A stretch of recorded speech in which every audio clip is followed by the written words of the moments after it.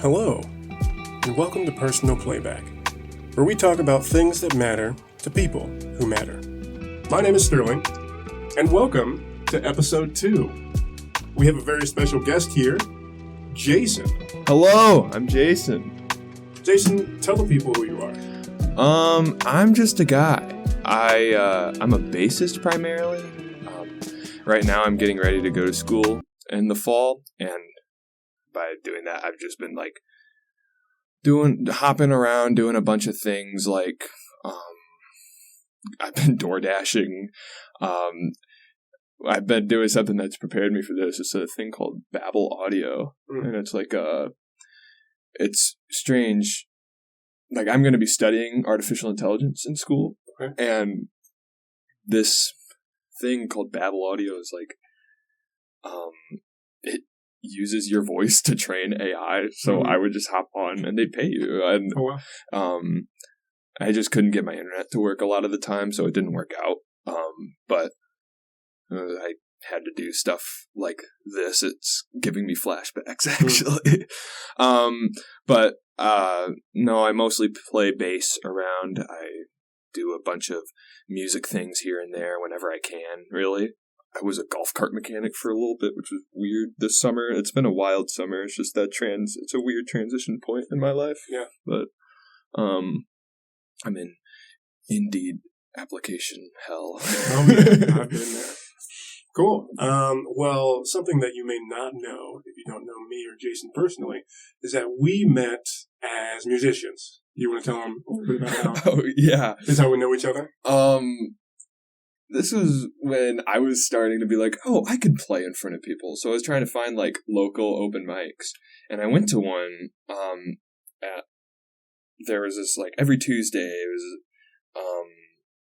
a Tuesday open mic, and I went, and it was the first one I went to, and I met some great people there, and you were among them. And I played with you and my brother, and then months later, someone else was like, "Hey, I'm gonna do this blues thing. Come do it with us."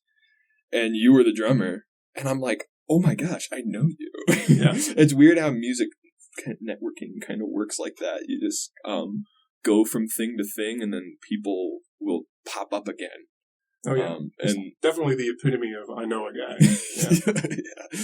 But that was my side of that story. How was that for you? I'm gonna be honest. I didn't remember any of it.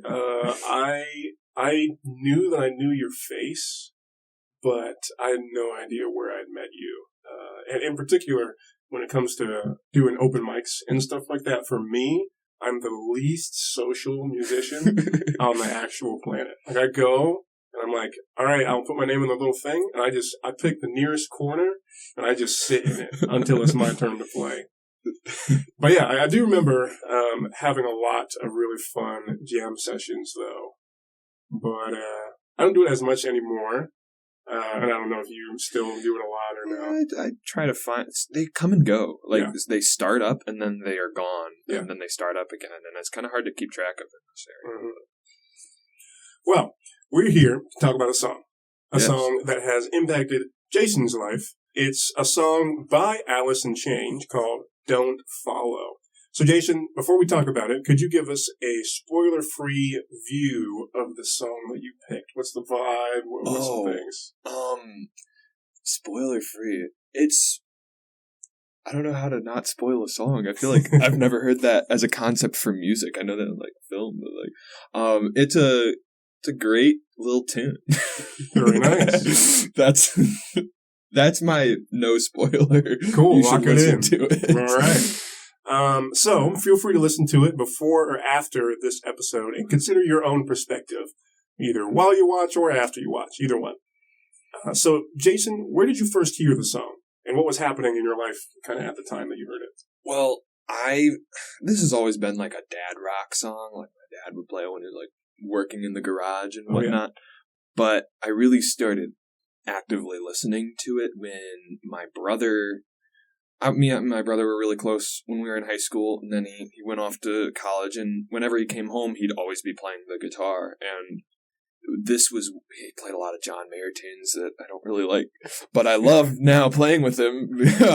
It's not really my jam, but this was one of the songs that he would play over and over again, and I'm like, wow, that's really good. It was one where I mostly know from just playing the chords and singing it with him more than actually listening to the track. But then I started to listen to the track and read about like the history of this album and like the people who made it and the story behind that song specifically. And it's like, whoa, this is a deeper rabbit hole than I ever thought there was. Yeah.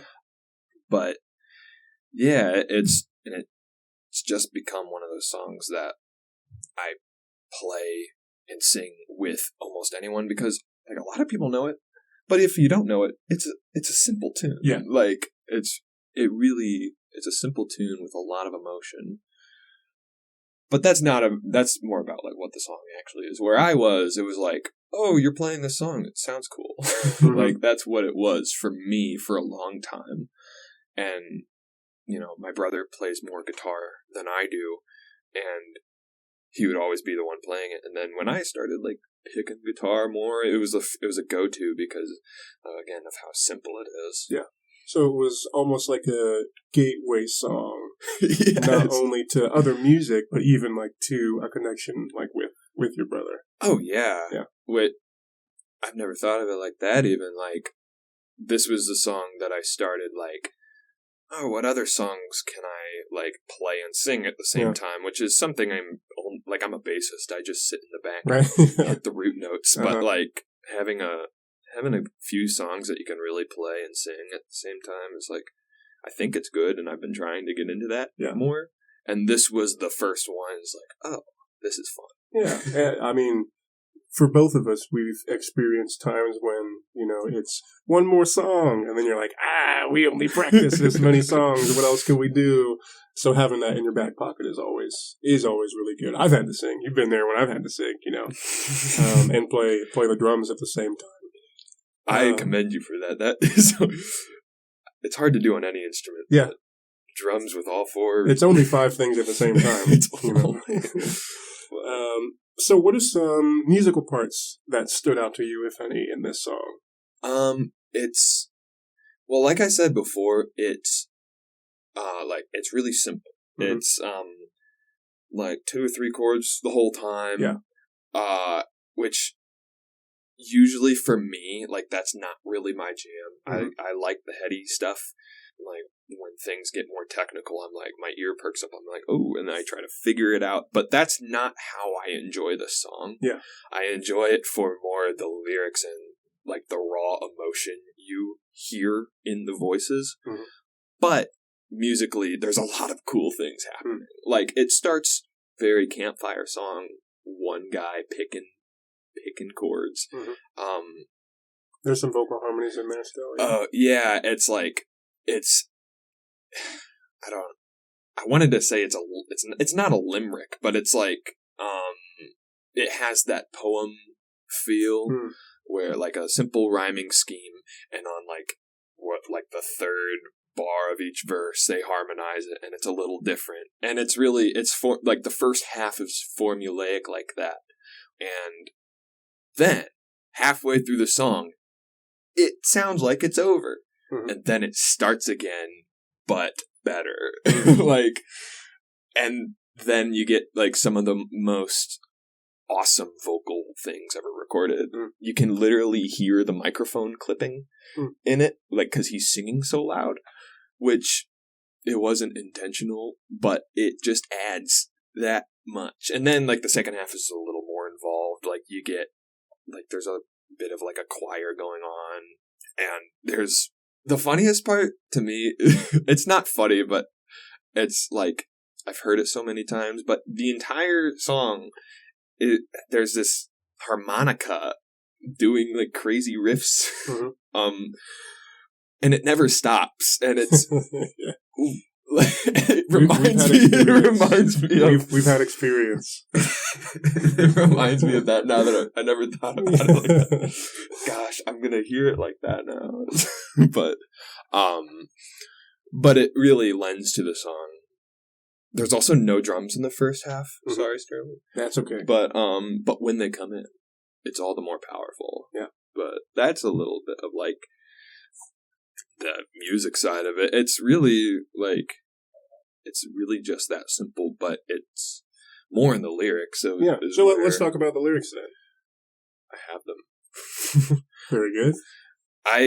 To prepare for this episode, I started like researching who's singing what and the whole thing.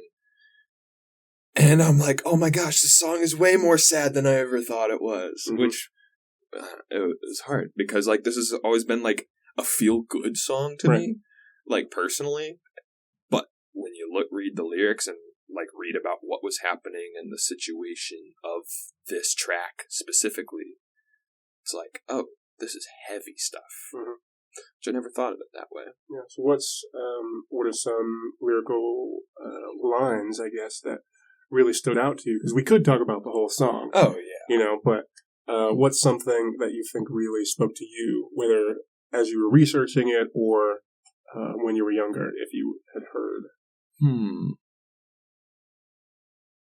Well, before I knew about like the band Alice in Chains and the people singing it, the line like, yeah, take me home, just the delivery on it alone, I'm like, that's a good lyric. Yeah. But like there's references to like drugs and alcohol in it, and it's because they were struggling with that, and the lead singer of the second half of the song passed away from that stuff, and it really recontextualizes like sleep and sweat, the mirror's cold, see my face, it's growing old. Like those are side effects that he's dealing with, and it just like it for some reason the song feels like edgy to me now when it didn't before, and I don't know how I feel about that. Yeah, I was wondering if you meant edgy in like a bad way, like I don't know, chain wallets or something like that, or no, it's like darker than you think, kind of like, and I just never knew that before I looked into it, which is, it's just all the more interesting to me now. And like another aspect of it is like the Lane Staley is singing the second half, but the first half is sang by a guy named Jerry Cantrell. I don't know if I'm pronouncing it right. I just started researching it, but like it's about. I've heard many interpretations of this song too, but Jerry's singing the first half and Lane is singing the second half, and they're talking about their own problems in each of it and their relationship. Like their relationship is getting soured by like this drug addiction that Lane was going through, and it's just really cool because when I heard it before, I never even noticed that two different people were singing the two different parts because their voices honestly sound pretty similar. So it's like I feel like I'm enjoying the song more and more when I learn about that kind of stuff. Very cool. What do you feel, if anything, different when you listen to the song now versus when you first kind of discovered it? Well, it's like, it's kind of showing me like the difference, separating art from the artist. Because I like before when it was just me and my brother jamming to it, it's like it almost means the exact opposite of what I feel it was intended to mean by the artist. Because it's called Don't Follow, and it's kind of about a relationship souring. Right. Even though to me it's always been my brother's home when we get to play music and we play the song together. Like, and so it has this completely different vibe than when I'm listening to it actively aware of the situation of it. I'm like, this is sad. What was your question? I think I meandered off of it. It was just when you listen to it now, do you feel the same things or do you feel anything different versus when you had heard it the first time? I guess it just depends on the context I'm listening to it in. Because if it's me singing it with the people I love, then it's always going to be that this is awesome kind of feeling. But or even maybe if I'll be playing it alone and I'll think about, oh, this is about some of the worst things that people go through. At least that's what I think after like looking into it more. It could also be just like, sometimes I feel like when you're analyzing art, you tend to like, what did they mean by this? It's like the classic English teacher meme where they're like, what did they mean when they use this period right here? Which is funny to think about. And I'm always kind of aware of that when I'm analyzing something like this, because like, am I adding more meaning than there has to be? Because sometimes a song is just things that sound good. Yeah, absolutely. And there's value to that too, because when it's like that, anyone can put any meaning they want into it. And it's really like how I've put my meaning into this song. It's cool. Cool. Is this similar to what you'd say you tend to listen to now? Or is this different? I don't even know how to categorize what I listen to. Yeah. I mean, the past few weeks I've been listening to a lot of like Rage Against the Machine. Like, I guess I really have a thing for like the 90s and that alternative scene. Like, when you asked me what I was going to do, I was thinking about doing Sublime, which kind of is similar to this in a lot of ways, because it's this album from the 90s that's kind of melancholy, but it's because looking back, it's because the lead singer died. It's kind of, there's a lot of parallels there between this Alice in Chains Jar of Flies and Sublime self-titled. Yeah, I just have a knack for that, like, 90s stuff, because it's nostalgic to me, because it's all my dad would listen to, and it's all I would hear. As far as, like, what I listen to and what I make, I do a lot of metal stuff, and that's completely different from this. I mean, it has its roots in it, like, slightly, but, like, it's completely different from the sniff test. It doesn't sniff like it at all. Would you say that you enjoy playing like the 90s style music that you listen to a lot, or would you say you enjoy playing more of the metal and stuff that you say you lean kind of into more? Oh, that's also really dependent on context, you know? Like, oh, sure, yeah. It's weird like that. If I had my way, I would be making a lot of metal music.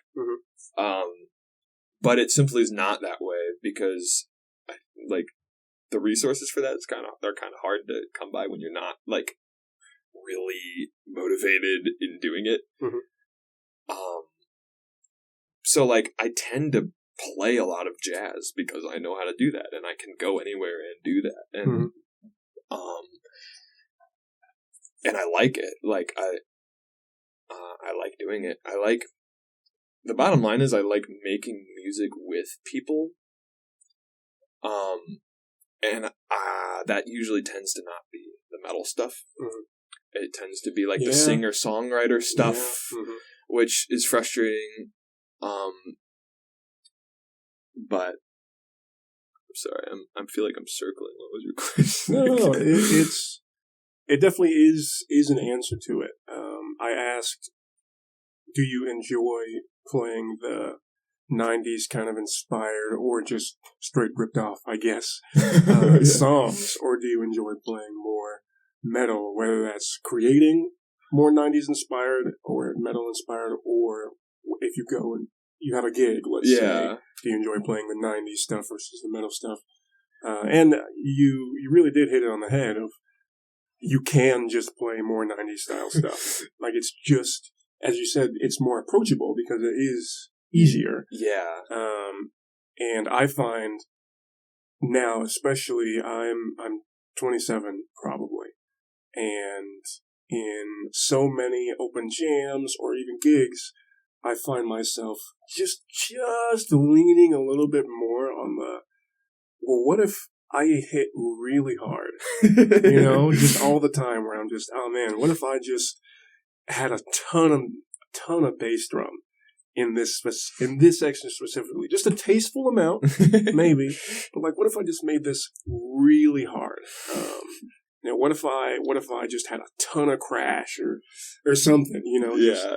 I just want to make it a little bit more metal, and I have tended to, at least in the past year, I think, lean a lot more into metal as well. Which is funny. I feel like we're kind of, conversion evolution, going in a similar direction. I haven't delved into a ton of math rock yet. Maybe I think I may get there one day, but I do like a lot of jazz fusion. I do like a lot of jazz. It's funny because I like a lot of modern jazz, but I don't like a lot of straight ahead jazz or blues and stuff like that. Like the stuff you have to listen to get into it. Yeah, it's. I don't like it either. It's required reading for the most part, you know. And maybe that's sacrilege, so I apologize to any of our jazz listeners that are tuning into the podcast. But I just like new stuff. I like stuff that people haven't been criticizing for 100 years. You know, just stuff that's like, this is the direction we're going. I like that. Yeah. But yeah, it's. So you're saying that there's room for both, but that the 90s stuff is just more approachable to more people. Yeah, that's true. That is totally true. I mean, because as a musician or as an artist, I feel that artists in general tend to I'm trying to think of how to say this. They specify what they have in their mind of what they want to do. And that's, if you do that as an artist, it's gonna be niche. Yeah. And that there are places for that. But if you want art to be something that you do more, you can't just be in that niche, which is hard. Mm-hmm. And I don't wanna play standards a lot of the time. Yeah. And I want to get on stage and start screaming things. And it's fun, but you just can't, unless you put in the effort of organizing it, which is just a barrier of entry that is really high. But I guess it's like that for anything. And it also definitely speaks to the point of whether it's creating art or just for some artists, like, the point is sharing things, and as you said, you like making music with other people. So if you're making music with other people, it just by the nature of it can't be, but this is what I want, you know? Yes. Like, eventually, there's going to be some of someone else that's going to peek through. Oh, and the people who try that are insufferable to be around. Mm-hmm. And it's, So it's definitely a balancing act of how selfish should you be or can you be, versus how much do you want to, whatever word that you want to use, whether it's appeal to or appease or accommodate or whatever to other people. Or I guess it could also just be collaborate if we're using an actual good word and not negative word. But yeah, I think it's something that I've thought about a lot when it comes to music. Because I feel like the best, I do this in air quotes, but the best music definitely appeals to a more robust and, another air quotes, educated crowd, and it appeals to the layman. At least in my opinion, I feel like that's what it does. I think one of my best examples is, I call the old Snarky Puppy as if I was there when they first came out with the albums. I wasn't. But Snarky Puppy, I think We Like It Here. I don't know if that was the album or if that was the song name, but whether it's, again, song or album or the Family Dinner albums, I feel like they did an excellent job of having melodies that were singable, melodies that were layered on top of each other. Like, you would have a melody in the bass, and then you would have a melody in the sax, and not just accompaniment from the sax or accompaniment or just the just the roots, like in the bass. But then everybody would get their turn at a melody, which is really cool. And there was multiple improvisation things. So as everybody got their solos, that kind of speaks to the more educated, more actually musically inclined, who were like, I'm going to actually critique this. You know, like for me as a drummer, I listened to it, first of all, absolutely blown away. So I don't even compare myself most of the time because it would make me sad. Also, if you're just a regular Joe Schmo who's like, yeah, I've never touched an instrument, but I like music though, you can listen to it and go, oh, that's a really cool thing that bass player just did. And even if the rest of the song is super up in the clouds, just like that's way beyond me, at least you can have this one thing that you can hold on to in every section. That's like, I like that, I can understand that, and I can vibe with it for this section. And the next section, I pick something else. I feel like the best music, again in air quotes, appeals to both the heady and the not. Yeah, there's a certain like elitism in certain genres of music. Like, oh, it's like a weird musical gatekeeping of like, you need to have this understanding to enjoy it. That's why a lot of people who aren't in the music world don't like jazz, because it sounds like randomness. Absolutely. Or like stupid crunchy harmonies that only a jazz musician will be like, ooh, you did something cool there. Yeah. That's like, it's good for like fostering the relationships of those people. And I'd count myself in that. But it's also like, if you want to do what music does best and connect people, then doing stuff like that isn't the way to do it. I've had to learn that as a bassist, because first learning bass, I learned talk about the 90s stuff. I learned bass almost entirely because of Les Claypool, Primus stuff, and because it's like that. As a person, before I was really got into music, I'm like, oh, that just sounds cool, and so I would learn his riffs on my brother's guitar, the bass stuff on my brother's guitar until I got a bass. But that led me as a musician to just try to add as much as I could in any context, which doesn't work in worship music. Yeah, absolutely not. And which is what I had the most opportunity to play, which it really made me learn that you can't show all your cards. Like, music is not about... It's not... I feel like some genres become performative in the amount that they put into it, catering to the trained ear. But that's not what appeals to people. Yeah.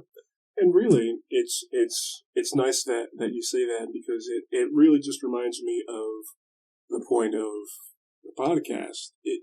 I don't think, as we talked about earlier, there is time, and there should be time, that music is just, this sounds nice, I'm going to play what sounds nice. You know? Whether that's instrumental music, or just, I think of the YouTube videos where it's 3 hours of just vibes or whatever, like stuff like that. But also there are times, and I think, again, this is in air quotes, I have a lot of opinions about what makes music good. You're the perfect person to start this podcast. Yeah, there you go. I think the best music tells a story. The music that is the most, not only approachable, but that connects the most people, is the music that tells a story. Of course, you are going to have millions of comments under a YouTube video that's a 3 hour long, chill and do your homework with, just who's here in 2025, that type of stuff. But the real ones, I shouldn't say the real ones. Don't be elitist. I'm trying not to be. But the things I think that tug at the most heartstrings are things where someone writes a lyric. I think about 21 Pilots. One of my favorite songs that they wrote is what's it called? I only remember my wife Sing is it. a huge fan, so I should know the title, but it's Push On Through. Na, na, na, na, na, na. But it's one of their newer ones, I think. And I should know it because it's probably my favorite song by them, too. There's, throughout the whole song, it's really just listing minor inconveniences that make you either feel old or make you feel like you just want to give up. It's really well done. There was one, it's like, your favorite song plays on the oldie station. And you're just like, oh, they called me old indirectly. Oh, you know? I love that line. But then later in the song, there's one line that changes the entire context for the song.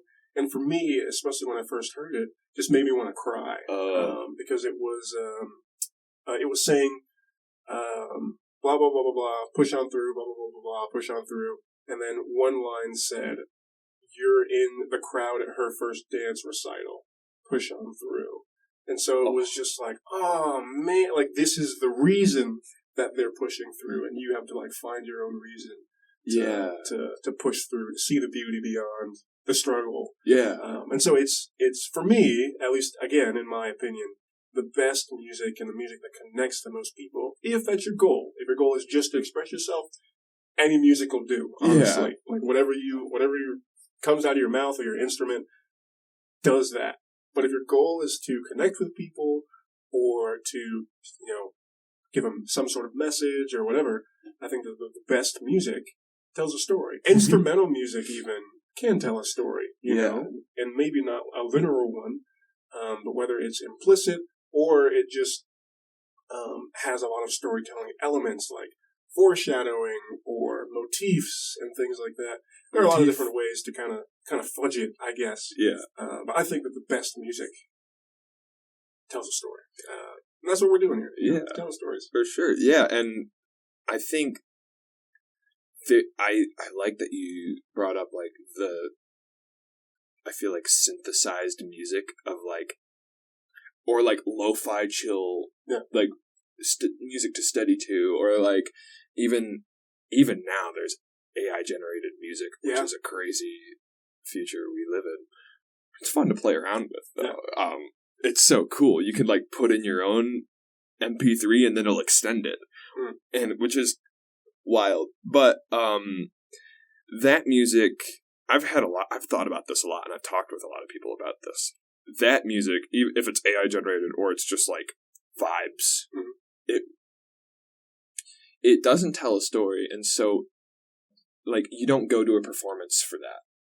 I think a lot of what music is performance, and like the song, like Don't Follow, the song itself, if you look like, you can only really get a story out of it if you really overanalyze the lyrics themselves. Yeah.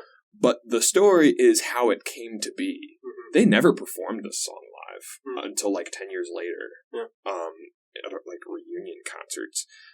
But like the song is loved by so many people because it has a story of how it was made. Yeah.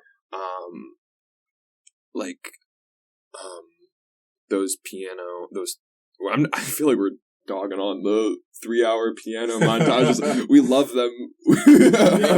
They're a great display of musicianship and talent, and they're great.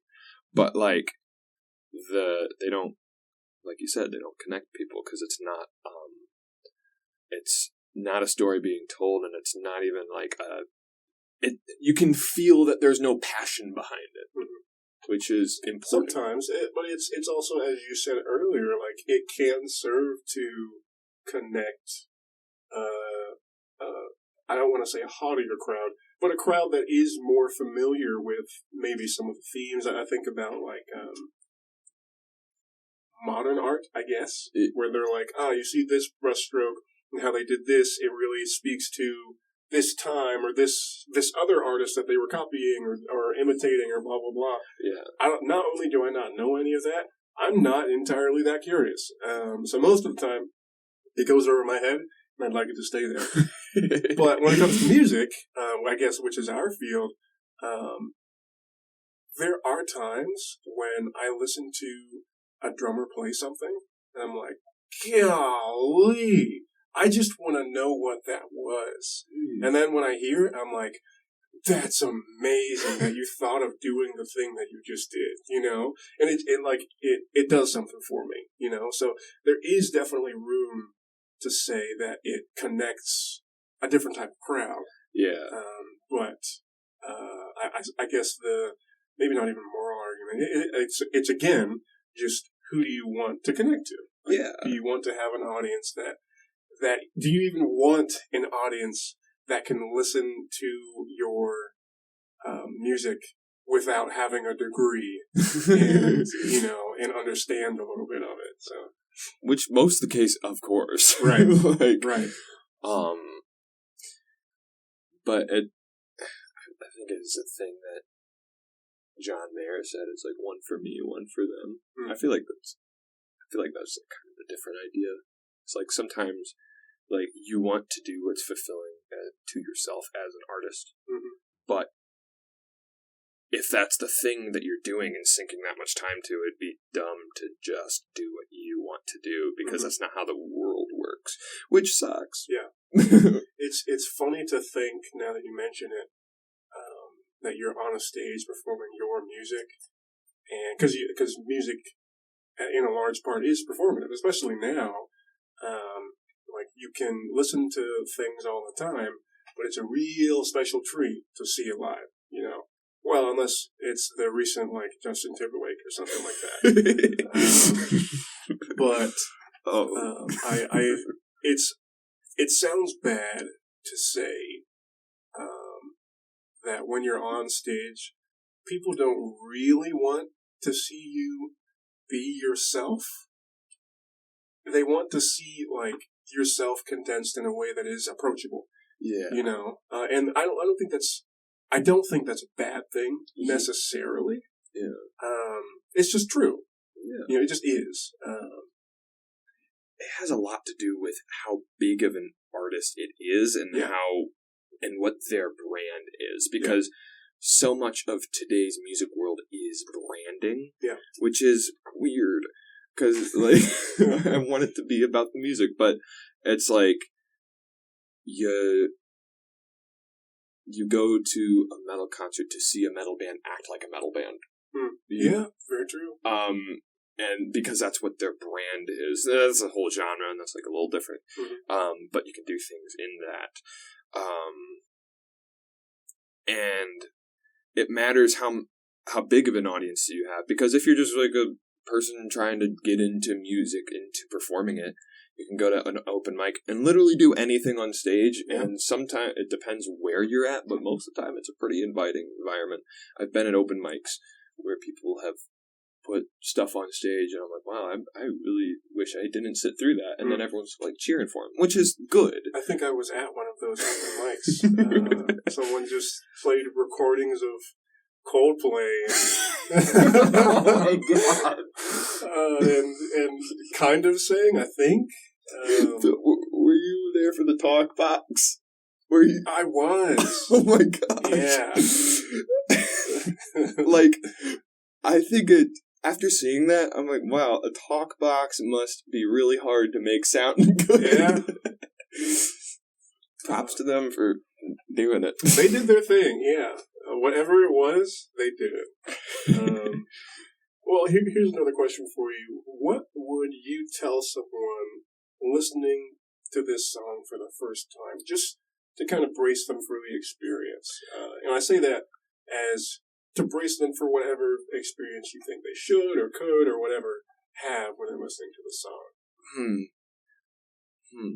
That's hard, because I feel like so much of experiencing music is not just listening to it. But if you're just to listen to it and try to glean as much as you can, it's like, just listen to the lyrics and let the vocals happen to you. Like, and it's easy to do because it's put together amazingly. So it's like you're just gonna hear that guy yelling, "Take me home," and you're gonna be like, "Take me with you." But That's what I would say. Listen to the track. It's great. Very cool. Well, we can call it there. This has been Personal Playback, where we talk about things that matter to people who matter. And remember, you matter too. Thank you, Jason. Thank you. We'll see you later. Yay.